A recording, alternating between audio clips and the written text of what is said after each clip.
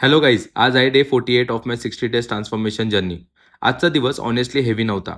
ना पॉवर ना स्ट्रेंथ, फक्त एन्ड्युरन्स. सकाळी उठलो, एक कप ब्लॅक कॉफी घेतली आणि जास्त विचार न करता जिमकडे निघालो. आज मोटिवेशन शोधायची गरज नव्हती. जिमला पोचलो आणि डायरेक्ट कार्डिओ सुरू केला. पहिले 30 मिनिट्स ट्रेडमिलवर. स्पीड कधी वाढली कधी कमी झाली.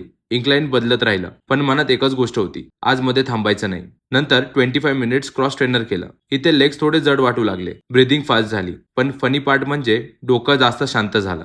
कार्डिओ करताना असंच होतं, बॉडी दमते पण माइंड क्लिअर होतं. वर्कआउट झाल्यावर घरी आलो आणि बॉडी कंडिशन चेक केली. आज मसल पंप काही नव्हता, पण रुटीन टिकवतोय याची खात्री होती. दुपारी लंचमध्ये पनीर आणि सलाड खाल्लं.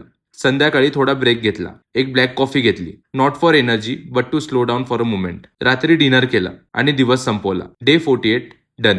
आज हायलाइट मुवमेंट नव्हता, फक्त मी, माझं रुटीन, माझा प्रयत्न. पण हे साधे दिवस मला घडवतायत.